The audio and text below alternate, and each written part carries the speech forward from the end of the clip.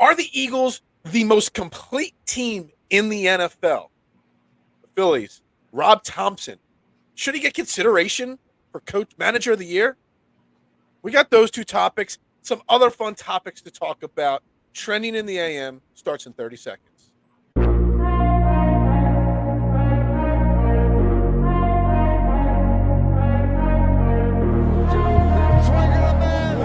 gets around in front.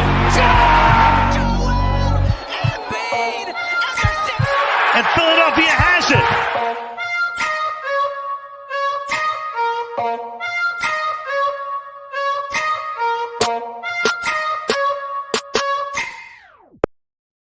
And a very good morning, everybody. Welcome to Trending in the AM, right here on DSM Media, live, Facebook, Twitter, Twitch, YouTube. You know the drill. Like, share, retweet, follow on all social media platforms. And if you want to get interactive with the show, the best place to do that is on the Facebook or YouTube page. Head over to the DSM Media YouTube page. Put your comments, your thoughts, your opinions right there. Also, make sure you hit the like button and the subscribe button. We'd greatly appreciate it. Help us continue to build the algorithm. Help us continue to build the following right there on the DSM Media page. The road to 600 is almost complete, so help us get there. A couple more subscribes, we'll hit 600 there, so we'd greatly appreciate that. I'm your host, Phil Stifle, at Bearded Knowledge on Twitter. I got my main man back in the co-host seat, Jason Ford. He's at Mustang3651. Good morning, Jason. How you doing? Outside of losing money in fantasy baseball at the last second. Doing good, man. Very good. Ready to talk about some interesting topics? Yeah, so we got a jam-packed list of topics, and you even added, with a minute to before the show, you added some more topics to the agenda. So we got lots to roll right into today. Eagles, a complete team. Should they be getting more respect than they are? The Phillies, Rob Thomson, manager of the year, breaking this 11-year drought. Should he get that consideration? And then we'll save the surprise topics for the end. So let's start with the Eagles, Jason. So power ranking wise, we talk about this every week, our power rankings and stuff like that. I've got the Eagles number one. There's actually, as we get through week 4 here, more and more people, nationally speaking, are putting some respect on the Eagles. But there are still teams, ESPN, their power rankings have the Eagles as the third best team in football at the moment. And I could see certain reasons why, but is there still a lack of respect being put on the Eagles' name after completing 4 victories? And everyone will say, Jason, well, they haven't beaten anybody. But after week 1 in Detroit, they're like, well, Detroit's the highest scoring team. Week 2, Minnesota's really good. Then they're like, well, Minnesota, Kirk Cousins can't win on Monday Night Football. Then week 3, it's, Washington, and it's the Carson Wentz, and they're like, they're a really good team. Then all of a sudden, all you did was beat Carson Wentz. Week 4, all you did was beat Jacksonville. Well, before that, you're saying Jacksonville was a better team than the Eagles. It seems like the narrative around the Eagles is they're going to lose to a team that's better than them. Then after the Eagles beat that team, they find a reason to say that wasn't a good team. What seems to give here? Is it just they know to trigger Philly fans because that's where the clicks and the views and the content's going to come from? Or is there something that we're not seeing as biased Eagles fans that maybe this team isn't as good as a 4-0 record says they are? I mean, I think it's a little bit in the middle, but I got to be honest with you. I'm frankly excited that they're treating us this way. I'm excited that the Eagles. I've seen a lot of people bringing that thread because 2017 was the same old story, right, and we saw how that ended. So, right, listen, at the end of the day, you can use that narrative that, oh, well, we really haven't beaten anybody. But like you just went down the list. So we beat the Lions, who right now are the number 1 scoring offense in the NFL. Yep. Okay, they might not be the best team, but they are the number 1 offense. Okay, Then you beat the Minnesota Vikings, who, frankly, other than the one loss to us, they're 3-1. So I mean, I have them as a top 6 or 7 team in the NFL. Exactly. And then, like I said, Washington. I think Washington is always a tough game. Well, it didn't end up being tough, but it's a division game, which you can't really say, oh, well, they only beat the Washington, football. Or I keep calling them Washington. I am so confused with Washington. It took so long to fix the Redskins. Now it's so hard to do it. I mean, hell, after the week 1 and 2, people were talking about Carson Wentz. He's back. because he was putting up all these offensive numbers. But then we beat them easily, and it was just Washington, and look at how bad they are. I know. It seems like it's the crazy narrative changes. Friday, the narrative is we're going to lose. Monday morning, the narrative is they didn't beat anybody. And this week, well, a lot of people are going to say the Eagles are going to lose to the Cardinals this week. And they may. The Cardinals are a good team. We'll get into the Cardinals a little bit more Thursday and Friday. But it's like if we beat the Cardinals, it'll be, well, they didn't have DeAndre Hopkins. Or there's controversy between coach and quarterback. There'll be some narrative that changes Monday morning that just flips the script again. And that's what's kind of annoying to me. If you're going to say they're playing a good team, don't change your thought process the next day to say, otherwise. Because this Eagles team is a complete team at this point. But are you really surprised, Phil? No, I'm not surprised because you say the initial question is more down the middle. I don't think that. I think it's more towards just the national media just knows how to trigger Philadelphia and poke the bear. Poke the bear is the perfect phrase. They know that they need to poke the bear in Philly, in football, Philly, Dallas, and LA, maybe, New York. There's certain cities that they know the fan base is extra passionate about their football team and are going to bring more views, more clicks, more attention to their name, their brand, their website, their social media accounts, whatever it may be. It's why Dan Sileo is like the biggest clown in the world. I don't even believe he believes half the stuff he says. But he knows it's going to get people talking. I bet you 50% of the people that know Dan Sileo didn't know who he was 4 weeks ago before he started bashing the Eagles. So, I really think the triggering aspect of social media is why a lot of disrespect is thrown on certain teams, certain players. I mean, did you see the jacket that Jalen Hurts was wearing on Monday Night Football? I thought it was hilarious. But you know what? I think he knows it, but I think he's smart enough to know that it's just not jealousy per se, but using the Eagles to get more likes and more views. And more but to be honest, that's not just nationally. That's in our own local area. People are against Hurts still. I still see people saying, "Well, Hurts is not. He hasn't faced anybody." So now it's that excuse. Like it's just so frustrating. Like when you realize how certain people just have agendas where they just, no matter what happens, they want to be right. They want their narrative to be right, and they're going to sit there and they're going to, phrase it every way that makes it look better in their favor. And with Jalen Hurts, it's like, I don't think anybody at this point can argue. He's done every single thing that he was said to have not been able to do. Like, he can't throw a deep pass. I've watched him throw many deep passes this year so far. He can't read a defense. Well, I've seen him, do that, with a pretty consistent basis. I just don't know what else you could say when it comes to that. And I love that he's wearing this sweatshirt. Yeah, I do. And you know what? It's got that, just like 2017, that underdog mentality aspect to it, which we know that they were really able to use that to rally the team, rally the locker room. They had the underdog masks. I've even seen people breaking the underdog masks out again, dusting them out off in the closet and doing that. So, all right. So they're one of, if not the best team in the football right now. So I was going through social media and I saw a clip from Emmanuel Ocho. I don't even know what channel. Is he on Fox Sports? I don't even know what channel it is. It's not one of the ESPN shows. And this clip I'm about to play, it's talking about how complete the Eagles are at this point. Because I do want to bring this up real quick.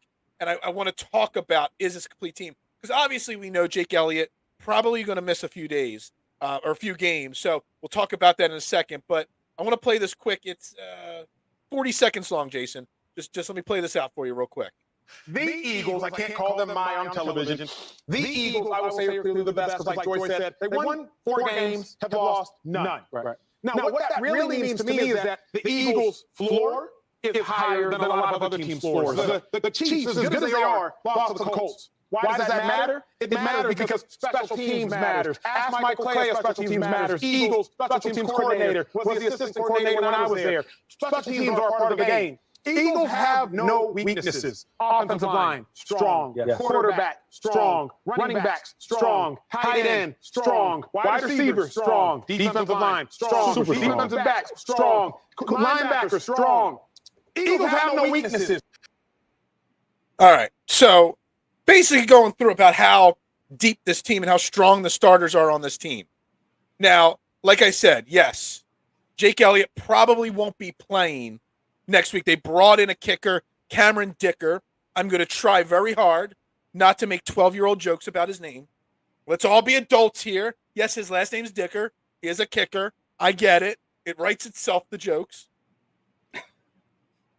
Before we get into that, is this team complete? Now, I've seen people in the last couple days, because Odell Beckham Jr.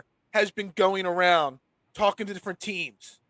And Eagles fans just always want the next big name guy to come here. We don't need to bring an Odell Beckham Jr. or anyone of that level in here, because our starting 22 and some of the backups, because we saw it this past week when Mailata went out, when Darius Slay went out, when Sayamalu went out, the guys that were there to take their place, the next man up, still performed at a pretty damn good level.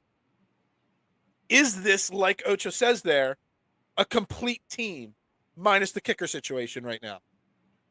I mean, I think they've shown it, the way that they've won. They've been able to win on offense with every single type of style.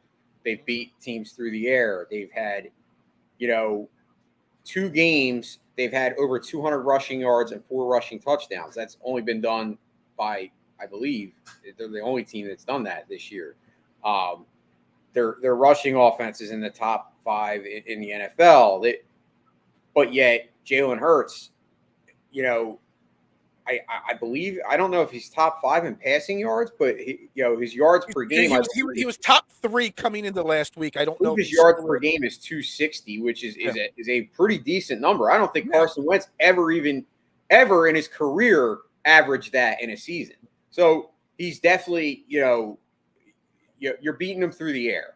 Like your defense, we've been able to, obviously the last couple of games, we've realistically shown major improvements on being able to stop the run and, limit turnovers and create turnovers.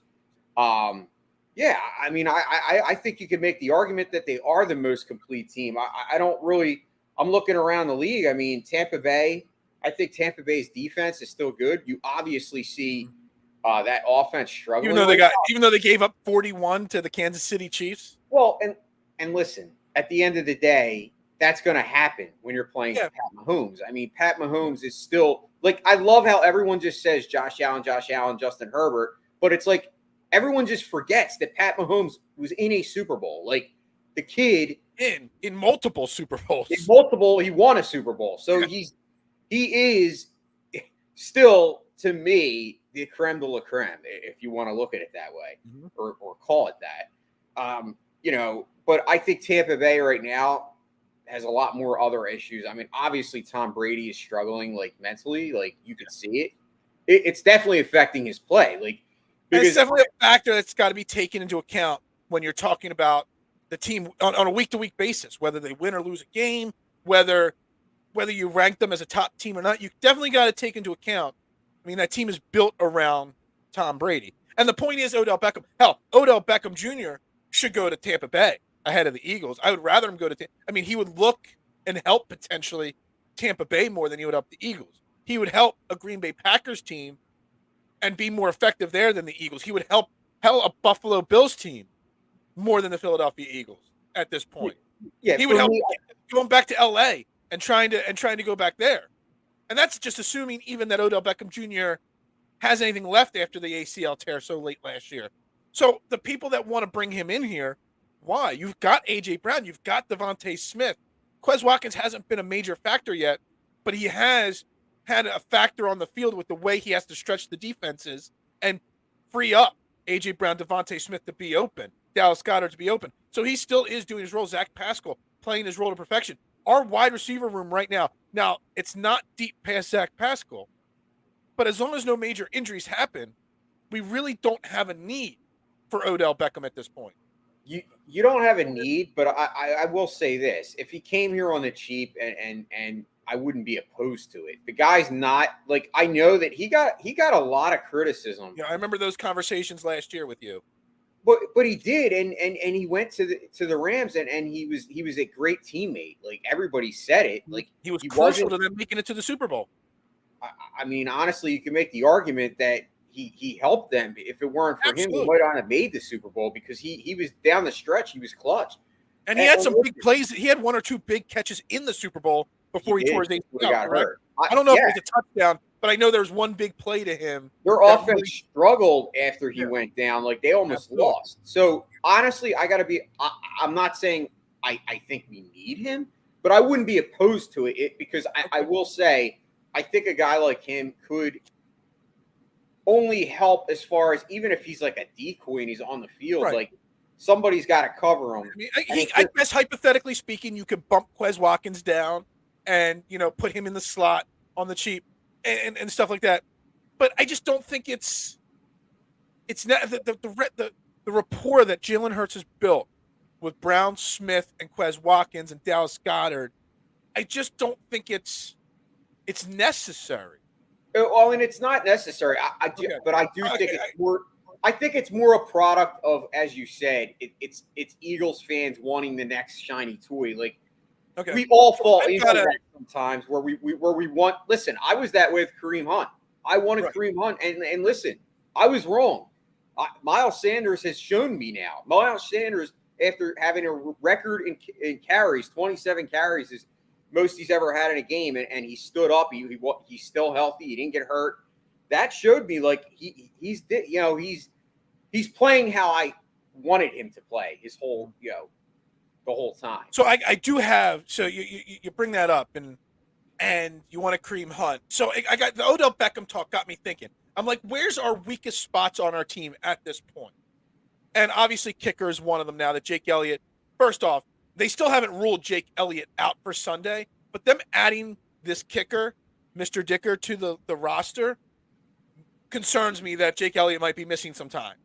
They could have just brought him in for a workout or two. You know what I mean? They didn't have to immediately sign him. He's young. He's 22. He got waived by the Ravens before the season started. We've taken for granted, and we've joked about Jake Elliott being an overpaid kicker. But, I mean, a kicker is something that's often overlooked. Like, you don't think about it until you start missing kicks. There was years ago, I forget when, maybe late in the Andy Reid era, I don't remember. But there was definitely a time after David Akers that we ran through kickers in here. And David Akers was Mr. Automatic. You never were concerned. Even if he missed a kick or two, you were never concerned. Jake Elliott, when he runs out there, it's not like you're thinking, oh, he's going to miss this kick or will he make it or not. When he runs out there, you're confident that it's going to be 3 points. Have we taken for granted literally, like I said, David Akers for how long and Jake Elliott now for how long, taken for granted the position of kicker, which is not an athlete, right? I think we have taken it for granted. But, at the end of the day,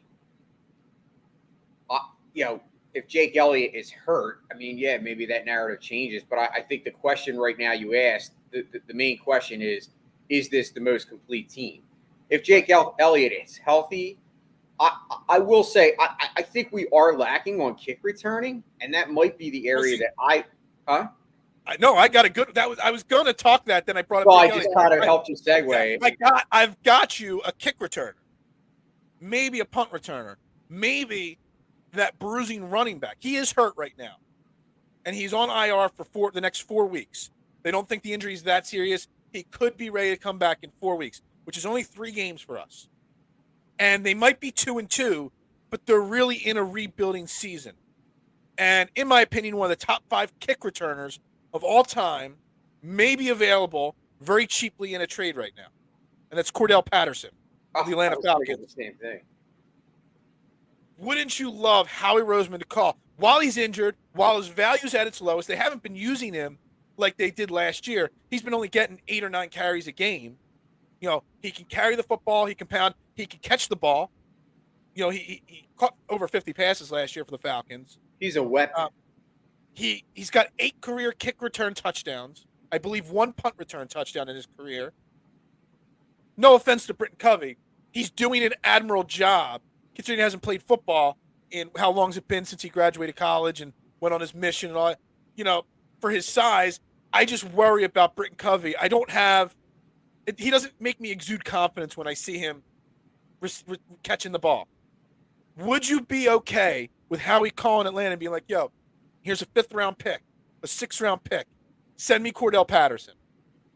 Yeah, I think he's a weapon. I mean, it would add another weapon, obviously, in the kick return and punt return area, but it would give you another guy for Jalen Hurts. Like, you know, he's a guy that kind of he can line up as a wide receiver. I've seen him do it.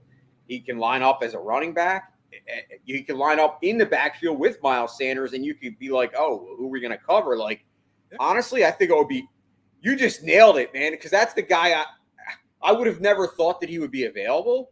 I mean, there's rumors that he might be available, but him getting hurt, they have a young running back, plus they got that Algier, I don't know how to say his name, who's been kind of taking over the load, you know, in Atlanta. He's out for the next 4 weeks. You know, in 4 weeks, their season might officially be over. They're talking in Atlanta like they have a chance at making the playoffs. The Atlanta Falcons are not going to make the playoffs with Marcus Mariota as their starting quarterback, but they're 2-2 at this point. So the fan base is talking that it's not over down there, even though the organization is saying it's kind of a rebuilding season.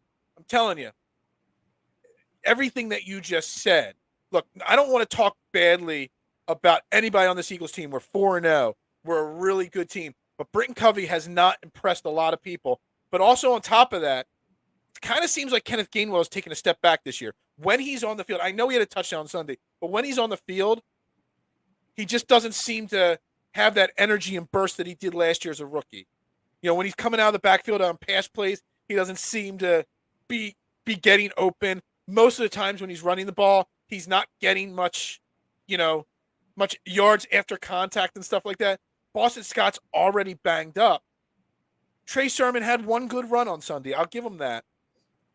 But Cordell Patterson, if something happens to Miles Sanders, could be that insurance policy as the 4th running back where he could slide in and take 10 or 12 carries a game if something would, God forbid, happen to Miles Sanders. Let's be honest, Miles Sanders has missed time most of his career. He's missed a few games every single year.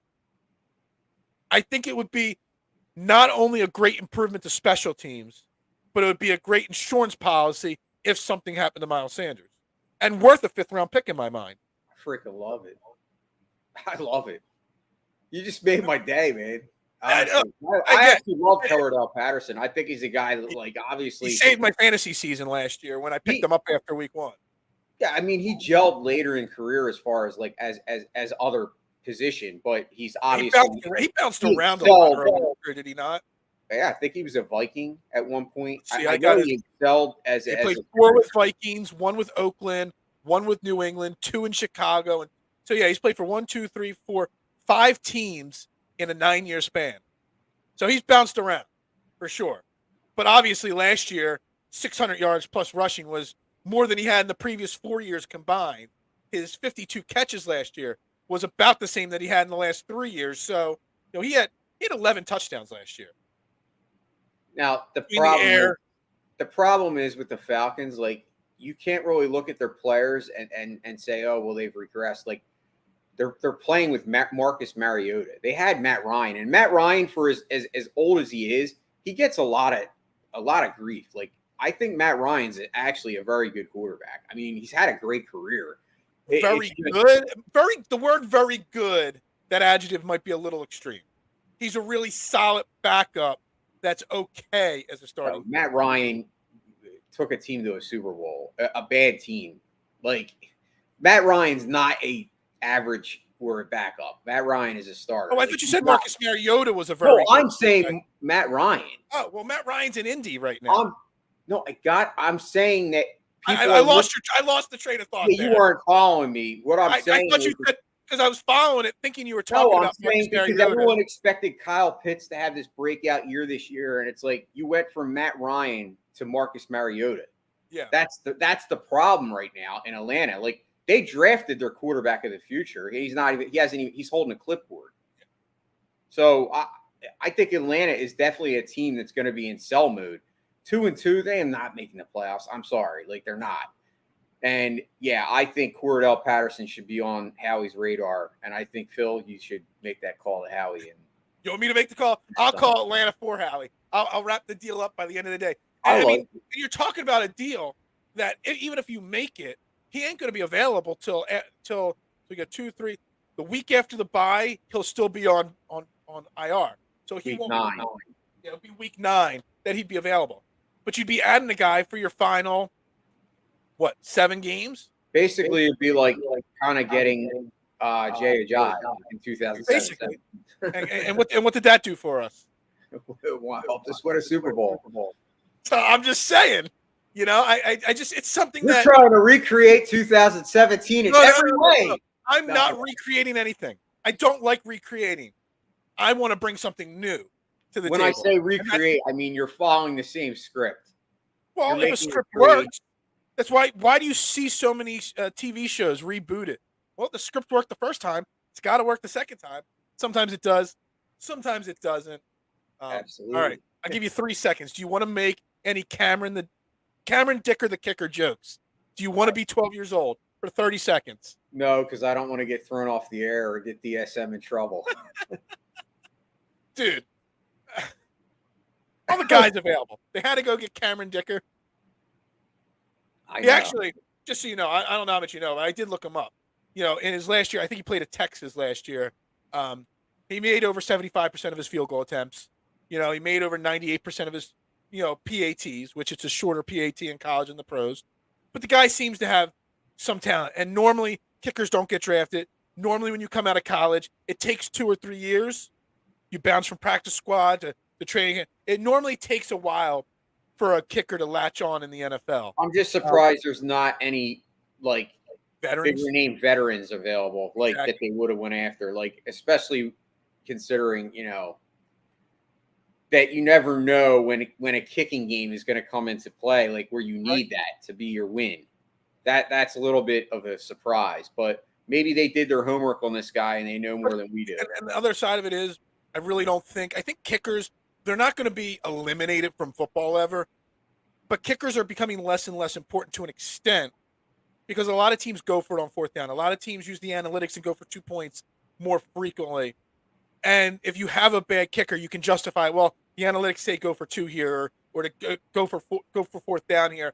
So, I mean, you saw the Eagles going for it on 4th down on Sunday when they were in their own zone. And the first 4th down they went for, I think they were only on their 33 or 34 yard line. So if they miss that 4th down, you're putting your opponent already in field goal position. So the numbers are saying kickers are less and less important every single season, kind of. That's true. So you can take a chance on a younger, inexperienced guy, so that eventually maybe you've found a gem in the rough here. At some point, you never know.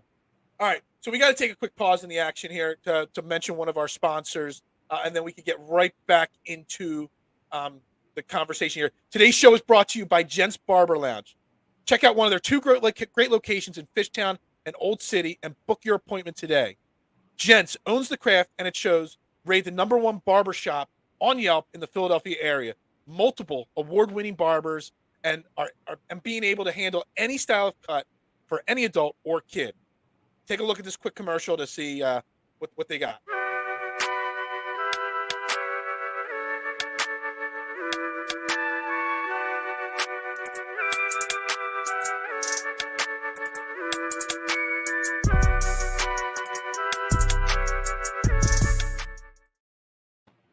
And we are back here, trending in the AM, right here on DSM Media. Again, make sure you comment, like, subscribe on the DSM Media YouTube page or on any of the social media platforms you are watching the show on today. Jason, we're going to move off of the Eagles for a little bit here. You weren't here yesterday. I had Dylan on. And yesterday was a very joyous day for me. I started this show because I wanted to do mornings. I wanted to do daily, but I wanted to be able to talk Phillies daily. And the Phillies have become so frustrating the last month or so. But Sunday night, they did it. They did the unthinkable. They are breaking the 11-year playoff drought. The Phillies are in the playoffs. I want to talk Rob Thomson today, but I know this is a big moment for you as well, like me. So we'll backtrack to yesterday's conversation for 2 or 3 minutes only, Jason. I want you to tell me, because I went into it yesterday. If you want to go back, it's on YouTube, it's on social media. Go back and watch yesterday's show, guys. The pure excitement from me and Dylan of just being able to talk about what it means to make the playoffs after. So Dylan was a preteen the last time the Phillies made the playoffs.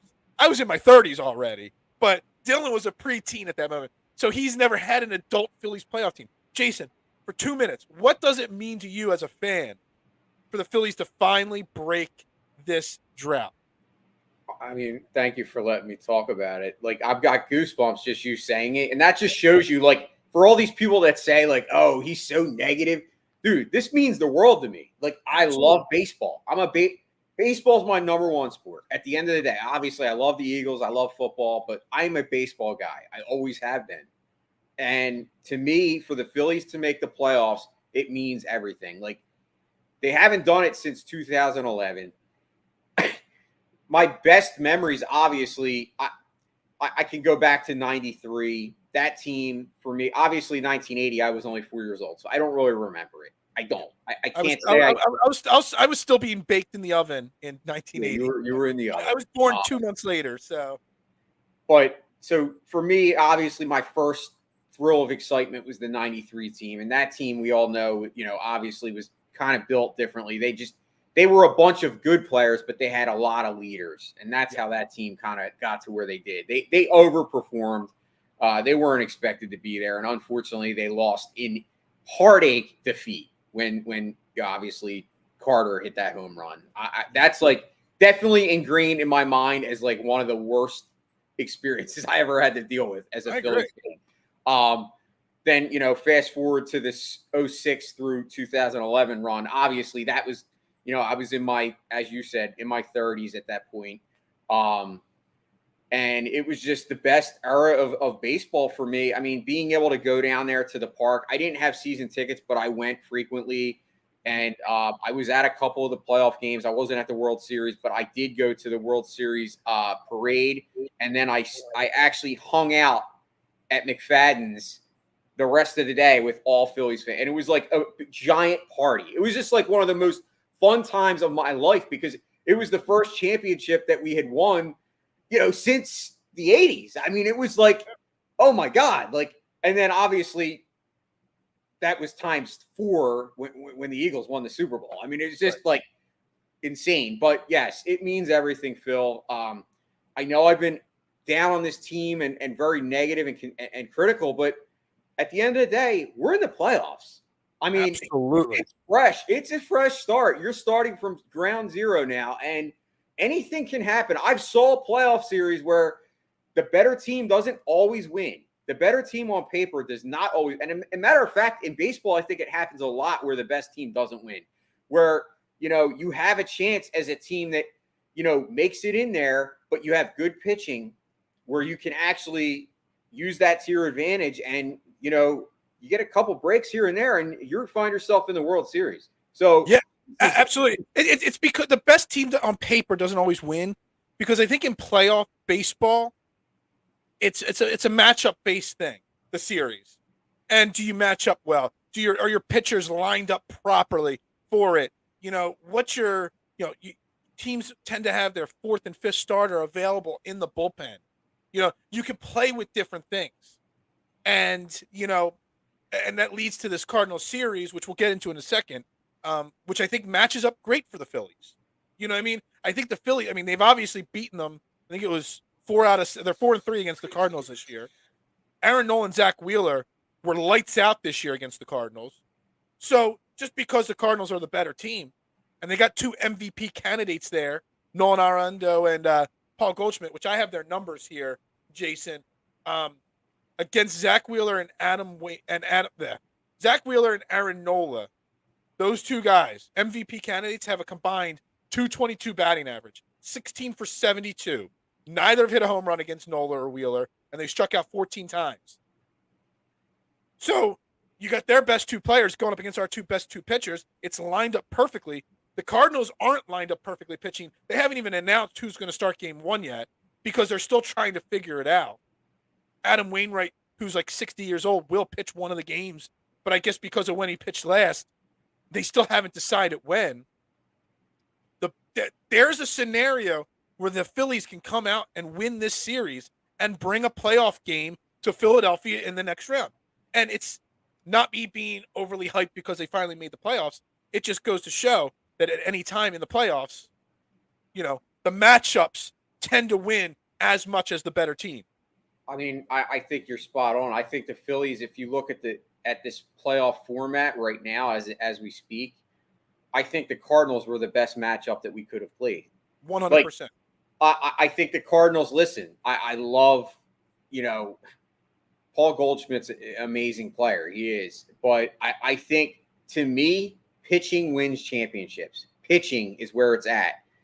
We definitely have the superior starters. And listen, they have a stud reliever, and I watched him yesterday get pulled because of his hand. Okay. That could be, that might be something under the radar, but, our bullpen, I think, matches up good against their bullpen.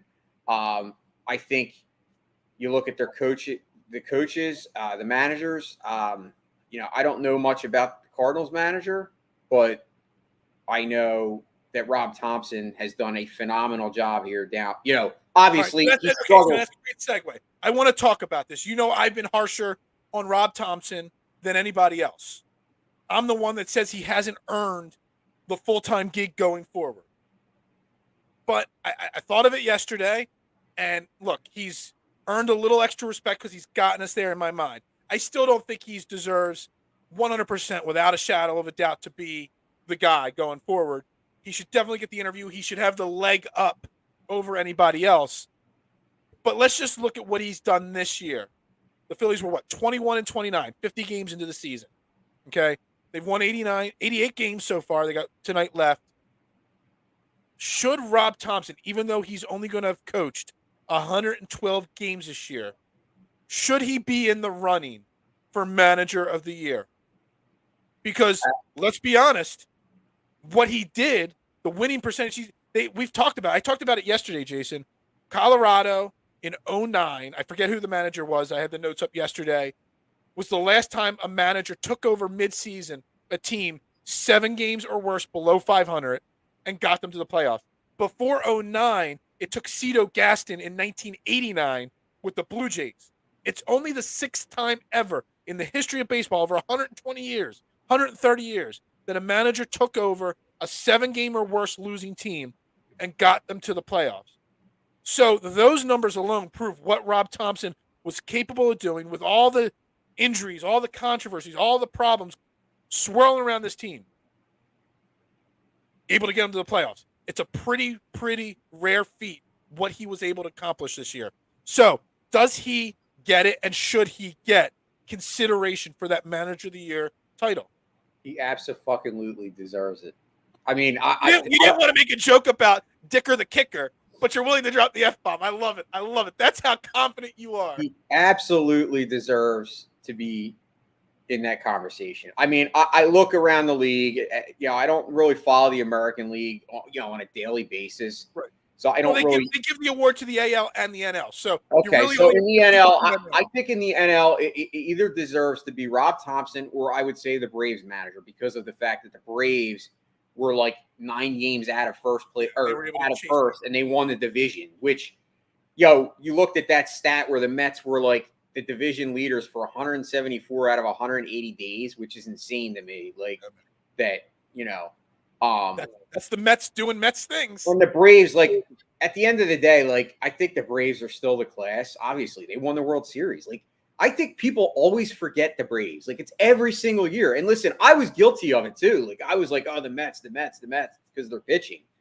But the Braves, every single year, it doesn't matter who they have. They change their roster over, but they always infuse good pitching. They always have it. They've done it in the 90s. That's what they were. Remember? Tom Glavine, Greg Maddux. Who was the other guy? It was Tom Glavine, Greg Maddux. John Smoltz. John Smoltz. And then there was another guy, a lefty. Yeah, he was a lefty. Steve Avery. Steve Avery. That's it. And then later on, Kevin Millwood came up, and then Kevin Millwood came to the Phillies. Yeah. Um, but I'm just saying the Braves overall are always like a good team, and it's just we always tend to I don't want to say forget, but we always kind of underrate them. It's to me, I think the Braves don't get the hype because no offense to Atlanta whatsoever, Atlanta's just a really bad sports city. You know, we talk about the show, the Eagles being one of those teams that it's easy for the national media to trigger us because we're so passionate about our Eagles. No, I mean, I remember one of those years, the year that the Braves went to the World Series, and it was the first home game of the World Series, and Greg Maddux is on the mound, and they did not have a sellout at their stadium. And that to me tells you, you know, the Atlanta is such a hodgepodge of people from all over the country. Like, very few people in Atlanta are from Atlanta. So they're not as super passionate about their Braves as, say, the Philly fans are, or the Mets fans are, or, you know, some of the other big St. Louis Cardinals fans, you know, diehards there. The Braves just don't have that. So I kind of think that's why, because you don't hear the media talking about the Braves much, because they're Atlanta. Atlanta's boring. It's hot Atlanta for the parties and the strip clubs. Doesn't Lou Williams love the wings at the strip club there? Same with James Harden. But the sports teams just don't get any attention because they're Atlanta. I don't know. I don't know if that's accurate or not, but that's the way it makes a lot of sense. I think it's a good insight on it because I always wondered why. Like, what is the reason? I was always so offended that they did not sell that World Series game out. I forget whether it was 94 or 95 or 96 or whatever. They didn't sell that game out. I'm like, I just remember sitting there thinking, like, this was in Philly. There'd be a line out the door for those tickets. But it was in Atlanta, and there was like 10,000 empty seats. And you have Greg Maddux on the mound, future Hall of Famer. Like, yeah, I just one of the best. I never understood. I never understood it. I agree with you. So back to it, Rob Thomson. Yeah, he definitely deserves it. So yeah, but see, here's the thing. So like, I'm really struggling here, Jason. Rob Thomson deserves to get Manager of the Year consideration. Rob Thomson, you know, got this team to break the 11-year drought. Rob Thomson has navigated injuries, slumps, bullpen issues, starting pitching issues, a fan base. You know, like I said, one of the 7 times the team has come back like this to make the playoffs. Yet I still can't get over the hump and say he's 110% deserves the job next year.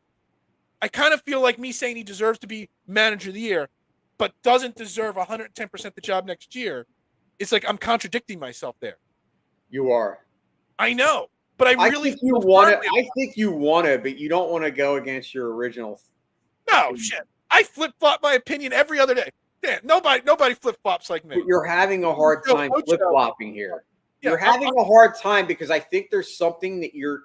I think there's something missing for you with Rob. Yeah, and I know exactly what it is. It's this team doesn't have the leader. So when you don't have a leader on the team player-wise, you need a manager that's the leader. And Rob Thomson's too passive of a leader to match with these players. So here's a solution. Get a leader, get more leaders as players and keep Rob Thomson. You can't typically bring a free agent in and instantly expect them to look, Nick Castellanos and Kyle Schwarber brought in. Schwarber kind of was the leader this year, but it was hard for him to be the leader as the new player. Like, you can't go out and get Trey Turner, bring him into this clubhouse, and just assume he's going to be able to take over the clubhouse as the free agent. I'm not worried about getting a star player. I'm talking about bringing a guy in that's a veteran, that's a good leader, that has good leadership qualities, like they did with McCutchen. McCutchen was the perfect example of what I'm looking for. A guy that comes in here, has the pulse of a team, has the kahunas, has the ability to call people out. That was McCutchen. And I know he didn't really live up to what he was as a player as far as offensively. And, you know, obviously he was a little bit older, but he still was a leader. Mm-hmm.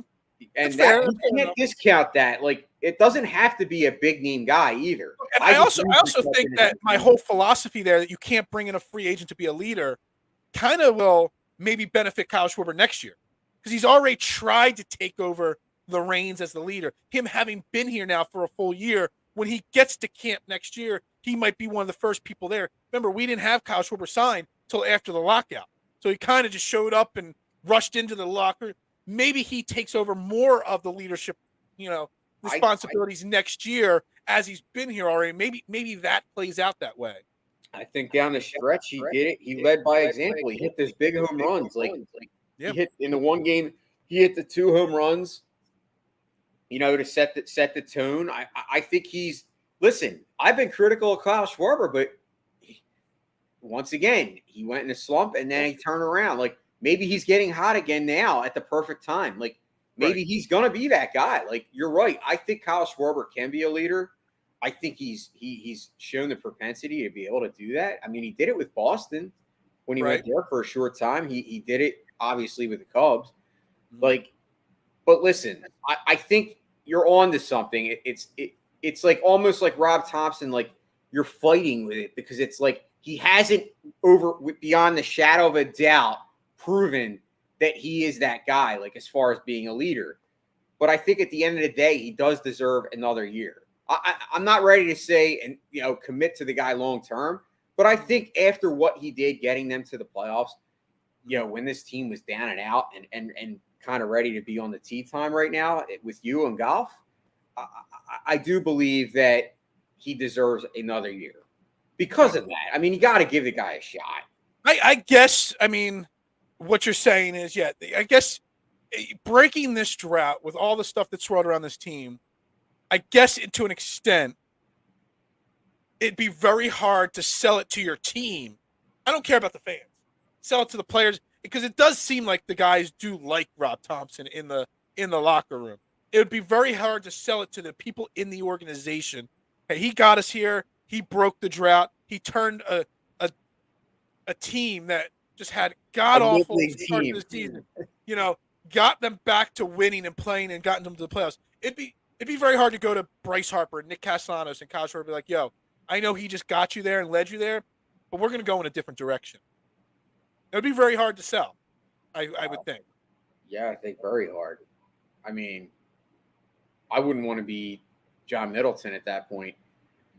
And you got to remember, you got to look at how John Middleton's going to think of this. John Middleton, the owner, like he had a huge speech after they won. I don't know if you got a chance to catch any of that. Yeah. And, you could tell that he was fired up and like, obviously it means the world to him. I mean, he owns the team and, he's been through the pitfalls of Matt Klentak and that, that regime and what that kind of did to set us back. I mean, we probably would have been there a lot sooner had it not been for Matt Klentak. I think he might have been the worst GM I've ever witnessed in the history of baseball. Like it's very possible. Him and McPhail. McFailure. I mean, let's be honest. I mean, we used to, what you're saying, and it brings up a little interesting point. What you're saying about Klentak is what we used to say about Ed Wade. But then when you think about it, I never said that about Ed Wade. I liked Ed Wade. You were like 15 or 16 when you were like 20. There was no podcasting going on with Ed Wade. But I liked Ed Wade. I never thought Ed Wade was a problem. Klentak brought in Alec Bohm. Klentak brought in Rhys Hoskins. Klentak brought in Bryson Stott. Aaron Nola was part of the previous regime. But he did bring in 3 guys that are major parts of this. You can't say he brought in Bryce Harper because John Middleton brought in Bryce Harper. Klentak couldn't get the deal done. John Middleton had to fly to Bryce Harper in Vegas. Klentak actually draft, or did he have analytic people that drafted? He was the GM making those decisions. Yeah, but I'm not buying that. Okay. All right. I mean, we say Ed Wade drafted Cole Hamels and Ryan Howard. He also drafted Vic Moniak. He also drafted with the first pick in baseball, which that was that was an analytic financial decision that year. I don't know if you remember that. There was talk that he was willing to sign for less than the slotted money that you could sign, and that's why they took Vic Moniak, because they were able to sign him for a little bit less so that they could target other people at other draft positions. That was that part of it. I just think Matt Klentak was, listen, he'll go down as one of the worst GMs in Philadelphia sports history, probably. I want to spend the last 10 minutes talking another topic. Well, Friday's show, guys. So tomorrow's show, be me and Mark. We're going to pre-record tomorrow's shows tonight because I got to work early tomorrow morning. But Friday's show, me and Jason will be back. I think I'm going to try to convince Jason to wake up 15 minutes early because we got to start diving deep into the Phillies playoff series because it starts Friday, game 1. So I want to dive into like a lot of the X's and O's, but it's also Football Friday. We got Shane Half from the Painted Lines join us again to help us break down Eagles Cardinals. So I don't know if 1 hour will be enough to. I will be early. You have. I don't you've know already if 1 hour is convinced enough me. to preview You a Phillies convinced me playoff series early. and an Eagles game. So we might go live at 8:15 to start.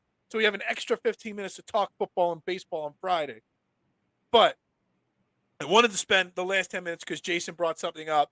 It's something that's been, a hot topic that leads into another hot topic that I've wanted to talk about. Aaron Judge last night breaks the AL home run record with his 62nd home run. Now, some people are saying that is the home run record because of Mark McGwire, Barry Bonds, all the steroids and everything else. And the first half of it, I know me and Jason are going to agree on. Jason, what did you tell me before the show started and why you wanted to talk about this? Because I'm so annoyed at the hypocrisy and the fact of the matter that people are out here saying, well, he's a clean record. When I want to ask the question, how do we know Aaron Judge is clean? How do we even know Albert Pujols was clean? Someone brought that up with me the other day. To be honest with you, it's easy to say, oh, they're clean.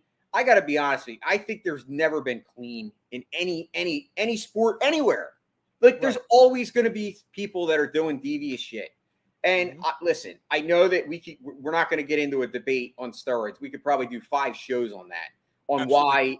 why, those players should be back, allowed in the Hall of Fame at this point, and we should just get past that. Because baseball used steroids at that point to promote their brand and then turned a blind eye on it and acted like they were against it. That to me is hypocrisy. That is disgusting to me that you have the own brand that basically loved it and profited off of it and then turned around and acted like they had, no idea what happened. Come on. And it's just So really the way I feel, again. Jason, you can't eliminate these records. Yeah. You can't eliminate Barry Bonds from the Hall of Fame. You can't do that because it's part of the history. The Hall of Fame is to preserve, it says it on the wall, the Hall of Fame, to preserve the history of the game. The steroid era is part of the history of the game. Now, yes, I sarcastically say I want to see Albert Pujols play 3 more years so that he could take over the home run record from Barry Bonds. And then that eliminates that conversation a little bit more. But I don't think you can eliminate the records and and say, well, that's not the real record. This is the real record because it suits your narrative. The record is the record because you got to preserve the history of every sport. So I'm going to tell you what set me off. What set me off is that Roger Maris's son, Roger Maris Jr., is going around making this big deal. Like he's a Yankee. He's obviously plugged into the Yankees. So he's basically making a mockery of it. Because to me, he did this with Mark McGwire as well. And that's what makes it hypocritical. That's what makes it hypocritical because he paraded Mark McGwire around like he was this the son of man and he was some godlike figure. And now it's almost like he's forgetting that he did that and acting like, okay, no, Aaron Judge is clean, so now he deserves it. It's ridiculous. It's like, do you forget that you have pictures taken with Mark McGwire on the field and you were cheering? Dude, where were you? That's what's frustrating.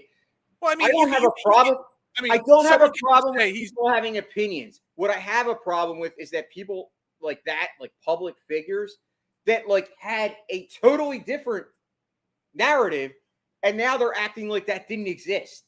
But yet they want you to ignore. It was still the American League record. I know, but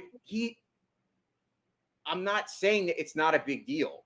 I think Aaron Judge, yes, hitting 62 is a big deal. It's the American League record.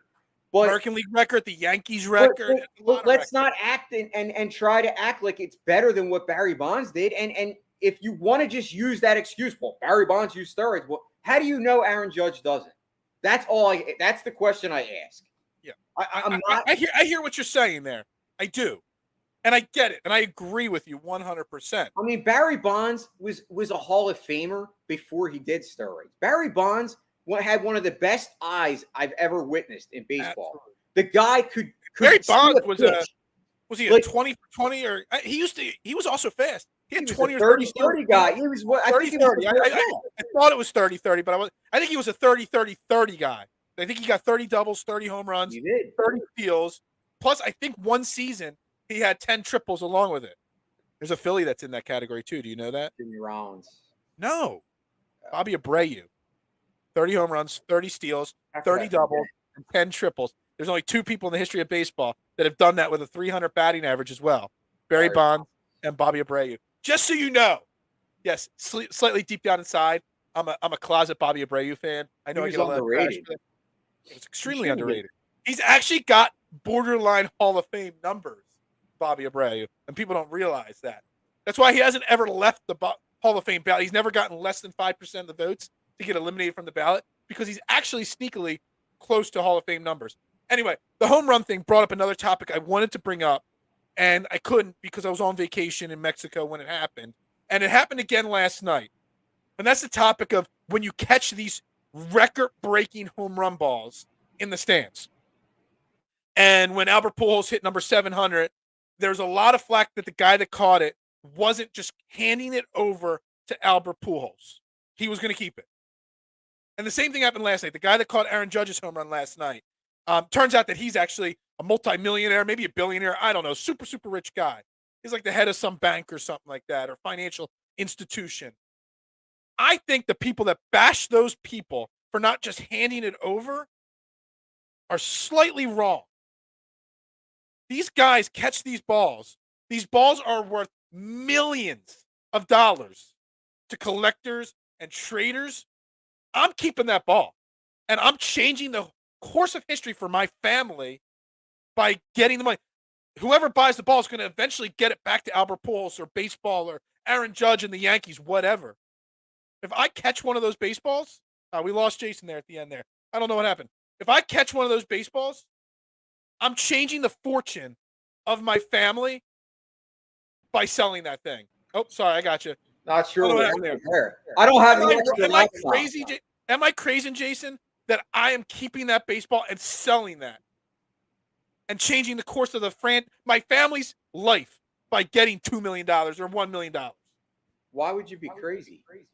Well, because there's a lot of fans out there that think you should just hand that ball over and do the nice thing so that Albert Pujols gets the baseball. I'm not trading that baseball for an autographed bat or a jersey or a picture with Aaron Judge.